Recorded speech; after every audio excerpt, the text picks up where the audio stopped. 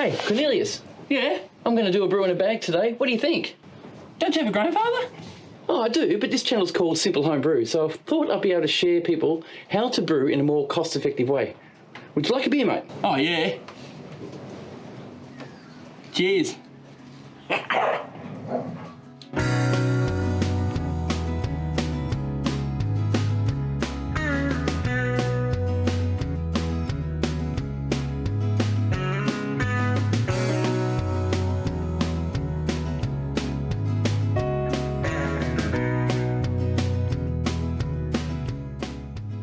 So what I'm going to do today is I'm going to use my grandfather boiler, but I'm going to use it just for a brew in a bag boil, because I'm trying to keep it more simple so you guys can maybe learn the easier or the simpler way and a cheaper way. All you need is a bag, a nylon bag. I've got this one online. I've used it for years. It's got spots and dirts and stains all over it because I have used it a few times, but it will do the job. When you boil it, all the grime and grease and all that will go away. But with what I'm doing, I'm adding about 6.5 to 7 kilos of grains. Now I'll pop the recipe in a sec, and oats to give it some mouthfeel. Now it's 1 kilogram of oats that I'm putting in. So all of it's going to have about 80 grams of East Kent Goldings hops put in. One's going to be for bittering and the other one's going to be smells and flavours. That's going to be a dry hop in about day 6, day 7. Also, I'm putting 2 packets of Mangrove Jack's New World Strong Ale yeast. So that's, what is it, M42? Yeah, M42. So they're going in so I can see pretty much what they can do.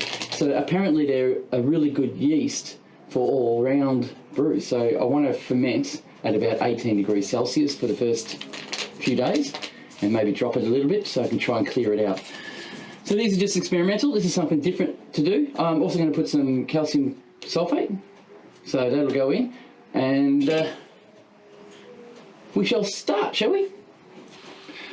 So what I'm doing today is I just want to make sure you guys know how to do a brew in a bag in a simple way. I do have a grandfather system, as you know, and the grandfather system can do it without all this equipment, extra equipment. But I've got the equipment. People out there have asked me how to do it and how I've done it, and I'm here to show you how I've done it.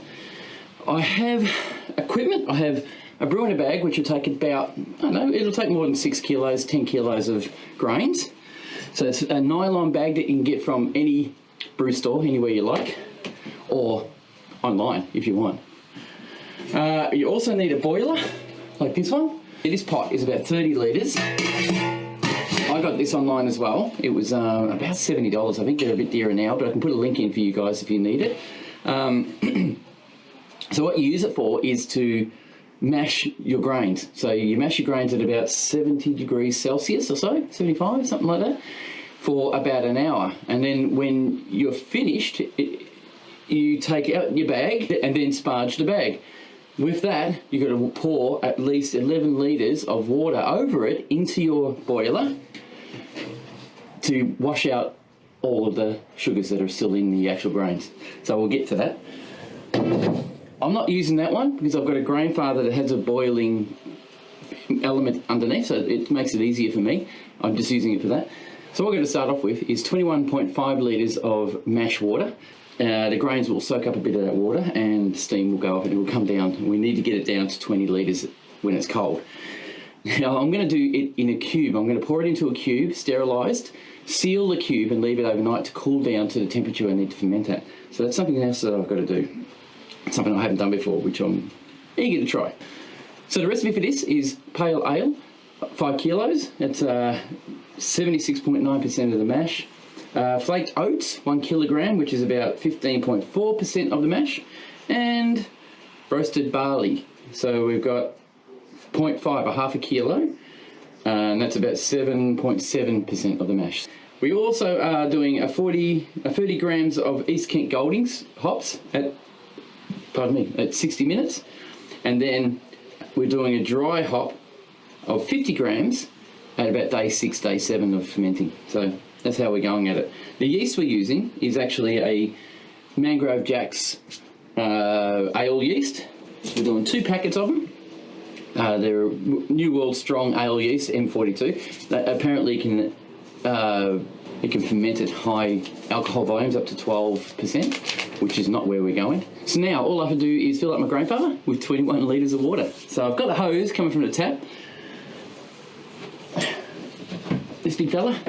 Then I'll just fill her up until it gets to 21 litres according to the gauge. Actually, I might just measure that because I haven't checked the calibration of my grandfather yet. So I've got a pot, and this pot here is 3 litres every time it fills. So I have to I'll fill that up and we'll measure it this way. So we want 21 litres, so it's going to be fun.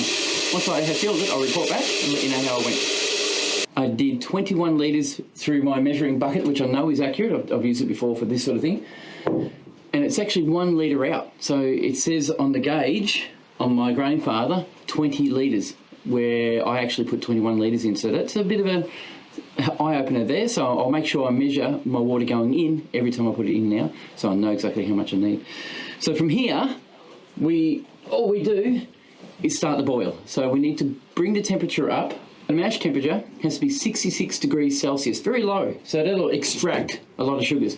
We leave that for 90 minutes just mashing, just sitting there staying at 66 degrees Celsius. Luckily, grandfathers have the thermometer all in it, so all I have to do is turn it to 66 degrees and have it boil up to 66 degrees. Once it's ready, it'll let me know, and we'll start doing a mash. So while my mash water is boiling, I'm just going to fill up my Sparge water, which is going in a different boiler, which is a Digiboil, which is a good little instrument. I was actually going to use this to do the mash, to do the whole brew, but I thought, this works what I'm doing here. So the Sparge water is going to be filled up. Going to have put 11.65 litres of water in that and bring that to the Sparge temperature of 75 degrees Celsius. So I'll do that and I'll get back to you guys. So I'm happy to report that the Digiboil is quite accurate. It actually, the notches are pretty much right. So it's pretty unusual. A Digiboil is a cheaper unit, yet it's more accurate. Tell me why. The recipe requires us to place calcium sulfate, a half a teaspoon of it, in our mash water. Our mash water has to be a little bit harder, bring up the pH a little bit, so that we can increase our enzyme retention, more or less preserve the mash enzymes so we get more sugar and stuff come through, increase the yield of sugars we get through our enzymes or our mash, and it improves the growth of the yeast, so the yeast won't die out so easily, so it'll grow better. So it feeds everything, so it's kind of a good little additive. I mean, it does a lot more than that, and I'm not getting deep into it because I don't want to. It's just too complicated. So I'm just making it taste, hopefully, a little bit better again. Now, our mash water has chloramine and chlorine in it. I normally put a Camden tablet in, but I'm boiling it. So once you start boiling it, your chlorine and chloramine will evaporate out of the water anyway and it'll disappear, so you won't have any of that in there once you boiled it. And that's why all grains are a lot better, because normally you would do a extract brew. In the extract brew, you just pour tap water in. Normally, a lot of the time, you don't do the boil. So you retain chlorine and chloramine in your water. So that isn't a good thing. It actually gives you like a dirty taste or an off flavour. So better off getting rid of it if you can. Okay, let's keep going. Okay guys, it's time to do the mashing. So I'm going to pop the bag into the boiler. So right now, this bag is just straight in. And I'll pop it down on low so I can actually get it in there, and we'll wrap it around the edges so we don't lose our bag. And I'll get a couple of clamps. I don't want to lose the bag, so I'll just clamp it on just in case. There's the other one. So right now, I've just popped those clamps on. All this is just so the bag doesn't go all the way down, and I don't want that to happen. And we go good to go.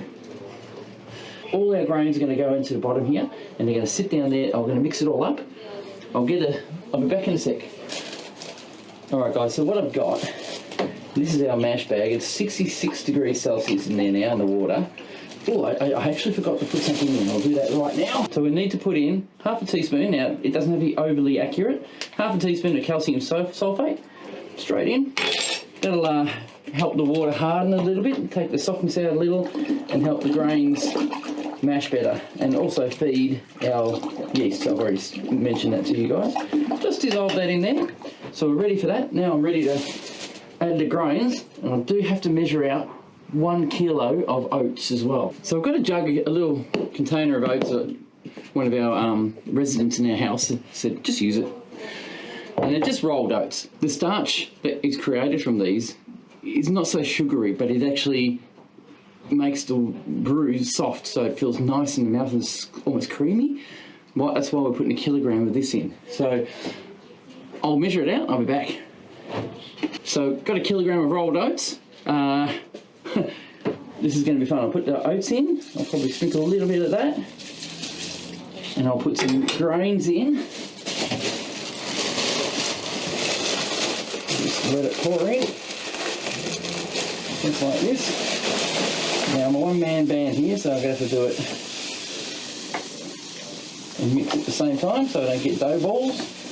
And now remember, we're doing it in the bag. This is to filter out all the bits that can go in your beer later. Hopefully keep it as clear as possible. So put more oats in, just like that. Give that a stir. Look at that, it's looking good. Alright, put some more grains in.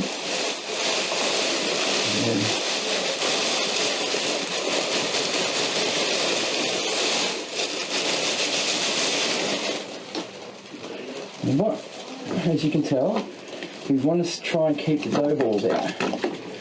Now I'm using the plastic spoon because if I use the metal one I'm going to probably tear the bag, and I don't want that to happen. So there we go, so it's getting mixed through beautifully. More oats. That in there.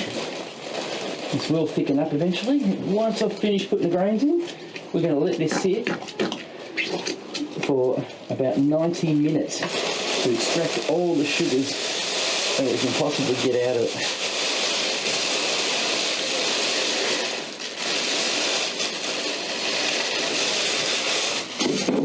Okay.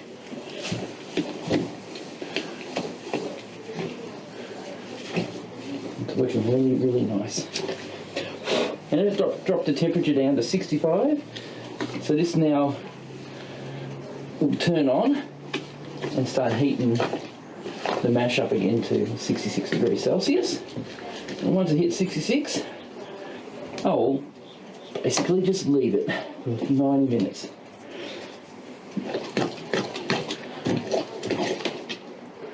Looking good.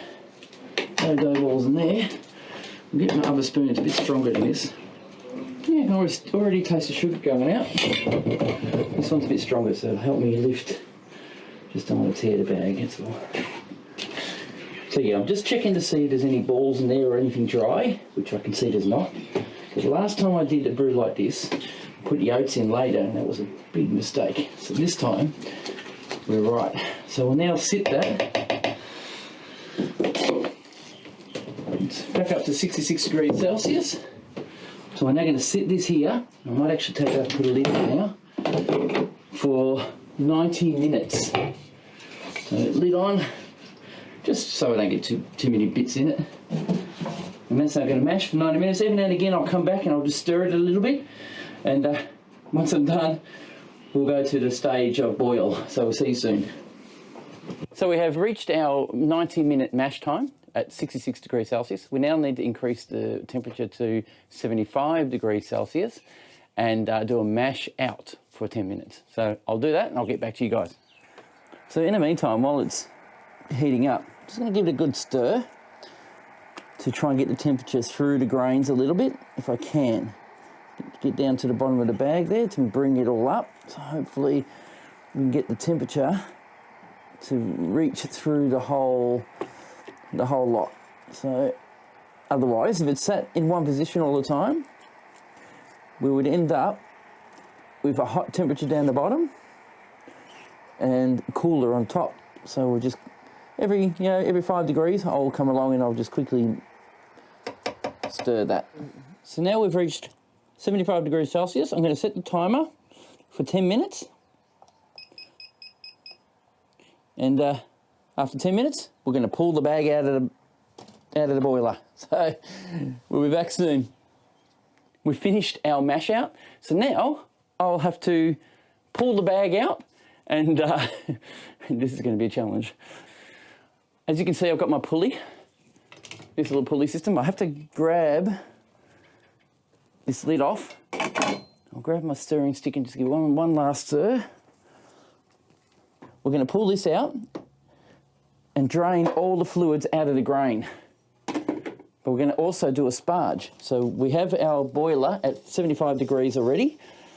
So I'll have to pull this out. And the big thing I've done is I've got myself a little pulley system, because this is very heavy, very hard to grip without it. So what I'm doing here, I'm just tying it up so I can actually take it out with my pulley without it popping open on me.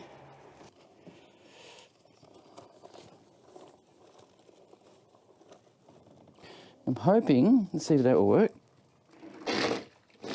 That'll be enough. Hoping it will hold it long enough to put in this basket. So let's see, the roof beam is going to be strong enough to hold it. I don't think it is. So there are all our grains.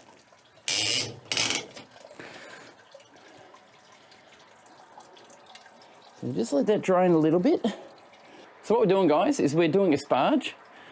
What the sparge does is clean the rest of the sugars out of the grains. So we basically do that to get everything we can out of the grains. And the sugars are what ferments to make the alcohol and flavours of the beer. So what we mean by sparging, this is actually the first part of the grains doing this. I'm going to lower it down again, get it almost inside the actual boiler, so I can sparge it a bit more efficiently. So that's still not in the fluid it's already came out of. And I'm going to run water at 75 degrees Celsius. I'm going to run water down over the grain so that it washes the grains through. Well, this is a theory anyway. So all I do is just wash. As you can see, the water's washing down through the grains, and it's clean water. So I'm basically rinsing it, which is what sparging does. And that's working. So I'll keep doing that, and I'll keep lifting it up as it gets closer to the bottom. We're supposed to end up with about 27 litres. For me, this is working really well, so I'm happy. See how it's going? You can see it going in here, if you can see it on the camera. It's actually going in on top of the grains inside. That in turn washes the fluid through the grains and out the bottom, and filters it at the same time. So you can probably imagine that this isn't as efficient as the Grainfather system. It does work if you haven't got anything else. This works quite well. Brew in a bag, you can't get all the juices out of the grains completely when you sparge, but you can get pretty close. So I hope this helps you. Next part, we're going to go to the boil. I've got to wait for this to drain. Once it's drained, then we're going to boil. So we'll see you soon. So we ended up with 30, 28, 27 litres, exactly what we're supposed to get. Beautiful, that's exactly what we want. So now we're going to boil the crap out of this for 90 minutes. At the 60-minute mark, we put in the 30 grams of East Kent Goldings.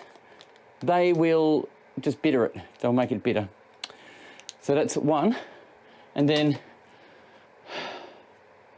a Warflock tablet will go in at around about 15 minutes before end of boil, and we'll do a whirlpool to try and gather up any kind of bits that might still be left in there. And then I'll siphon it into a cube to cool. So we'll get back to you soon. Quick one, guys, just let you know that when you're boiling your wort, make sure you're with it and you keep your eye on it for the first wave of, you get a wake, and the wake is proteins and especially from the oats. The oats are going to have a lot of starch proteins and all these little bits and pieces that will come up as foam. And as you boil it, it's like milk. Once it starts boiling, it'll foam up like crazy. So keep your eye on it. The best way is just to watch it, make sure it doesn't come over, grab a spoon or a stirring stick and just gently move it around until the boiling gets more vigorous and starts becoming settled. So never leave your wort alone.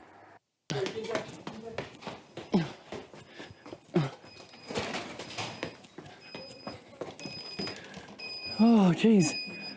Oh my God, watch this, guys. It's about to come up. We're going to slow it down. Turn the heat off for a second just to keep it under control. Okay, it's at 100 degrees Celsius. I'll put the heat back on now. Yeah, it just made it. Whew. So guys, as you can see, it's boiling. I will put the fan on in a minute to suck it out the shed. So while this is boiling, I'm going to have a nice drink, 8 Stacks Brew. As you can see, it's a beautiful drink. Very citrusy, great summer drink, very rich in flavour. If you want to see 8 Stacks, I'm going to put a link down there to 8 Stacks Facebook account. But at the moment, this is boiling its butt off. I'm going to let it boil for 30 minutes, and then going to add East Kent Goldings to give it the bitterness that I need. We've got our East Kent Goldings to put in. We need to put 30 grams of bittering at 60 minutes. We're at 60 minutes now, so I'm going to sprinkle a little bit in. There's 53 grams in weight in here. So I'll pop that in. And what I'm going to do is just check what I put in on the scale. So we need 8 more grams. So I've actually already put in 20 odd grams, 25, so halfway there. A bit more. 23, we just need to put in, actually that's it. It was 53 grams that was in the packet. The 53 grams weighted in the packet. I now have 23 grams left in weight, packet and hops including. So it worked out well. I didn't actually have to worry about it too much because it still didn't boil over or anything like that. It wasn't a great deal of them and they're not overly strong either. So I'll give that a bit of a stir. Where's my stirring stick? Give it a bit of a stir just to make sure. I mean, the boiling brings it around anyway. Now feel the bottom there. It does feel like there's something, it is getting a bit iffy down there. So we now wait another 60 minutes. And at about 45 minutes before boil end, I will be putting a Warflock tablet in. So we'll see you when you get there. Thanks guys, we'll talk to you soon. Well, it's getting dark outside. I have to put my Warflock tablet in. We're nearly 15 minutes away from the finish of boil. My Warflock tablet is about to go in. All I do is crumble it in. Now you've got to watch that the proteins don't boil over. This is where it can go over. What the Warflock tablet does is grab hold of the proteins and help it to settle. So now we'll leave that for another 15 minutes. Once it's finished, I'll turn off the boil, and I can't see you. I can't see you. I can't see you. Once the 15 minutes is over, I'm going to circulate the wort in one direction vigorously. I'm going to make sure it's stirring and rotating very quickly throughout the whole wort. Once it's finished, hopefully all the sediment will settle in the centre of it. That way I can put the siphon in and siphon it into my cube without it actually affecting the, pretty much putting in too much sediment into my system, what I've got, basically. So we'll get back to you once I'm at that point. I must say I haven't done this before. Whack it into our cube and we'll siphon it in. So far it doesn't look bad. So what I'm doing now is I'm siphoning into this cube at 100 degrees Celsius. Now that will kill any bacteria that will be in the cube, which I'm sure it wouldn't be anyway because we actually have cleaned it all out and sanitized it. And I am aware that there's a lot of sediment here, so it's going to be pretty dirty anyway. Not much I can do about it. The whirlpool didn't work that well.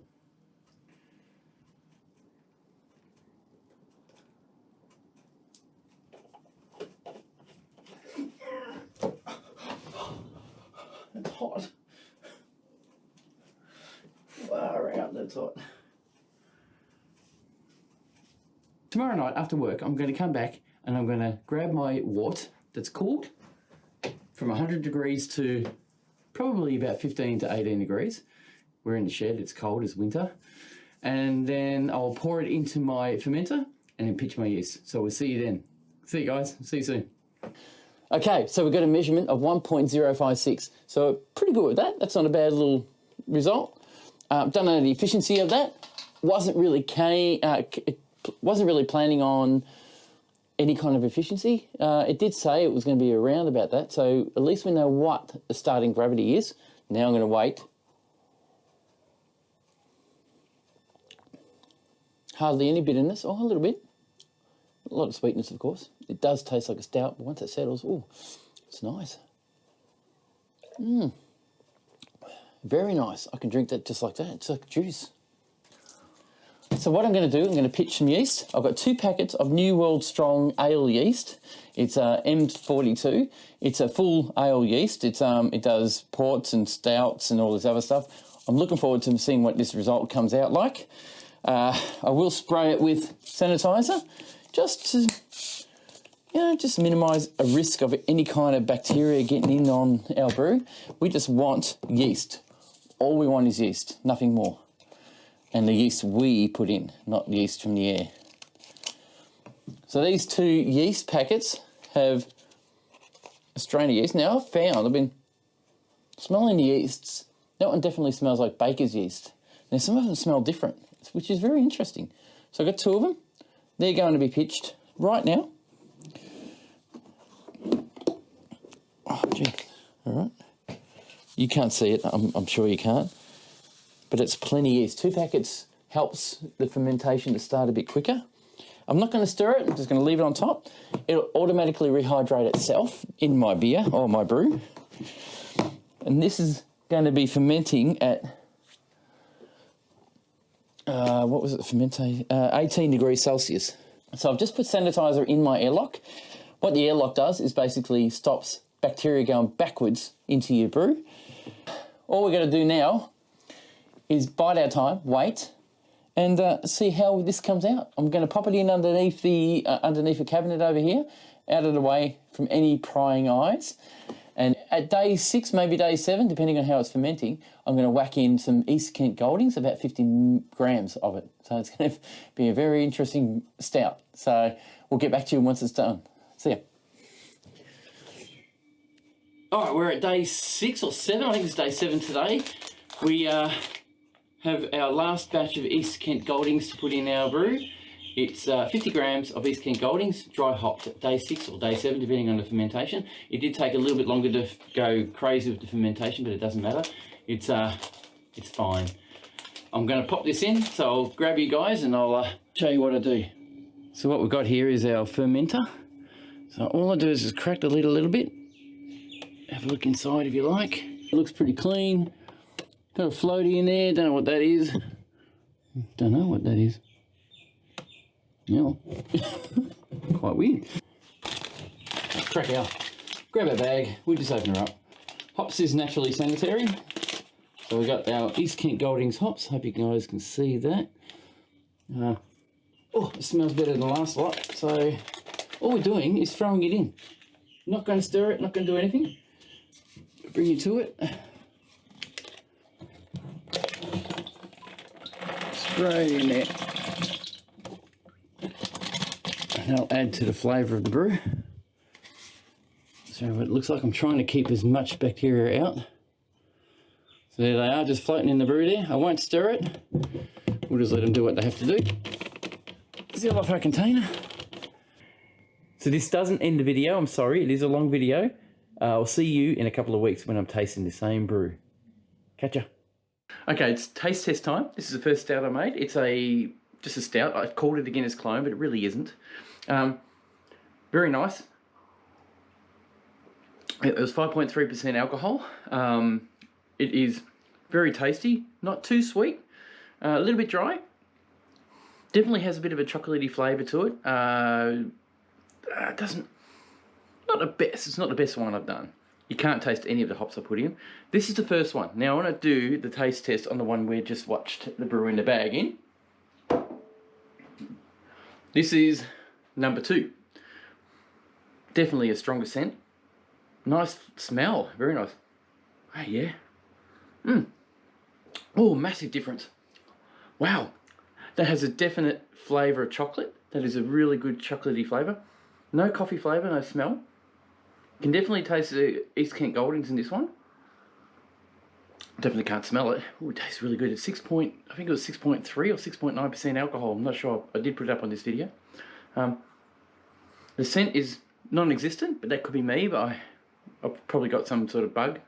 I'm joking. No. Very smooth.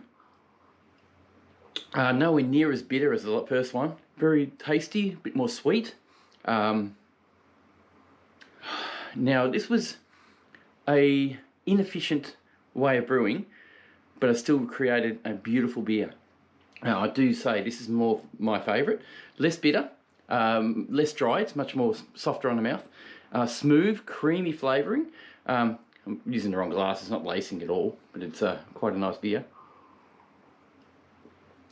Oh, that is good. It's just easy to drink. Yeah, so I'm really wrapped. This one is a good recipe. I will tweak it a little bit more. I might even add a few more hops to it, but I'll keep tweaking this recipe until I get it right. At the moment, I recommend this one, not the first one. The first one's more bitter. It's a bit different. Oh, well, sorry about that. Just got interrupted. Cheers. What a good brew. I'm really happy with that one. Beautiful flavour. Just nice. Cheers. Thanks for watching. Thanks for subscribing. And we'll see you in the next one. And don't forget, I have a Patreon account. So if you want to have a look at that, check it out. I'll put the link below. Cheers, guys.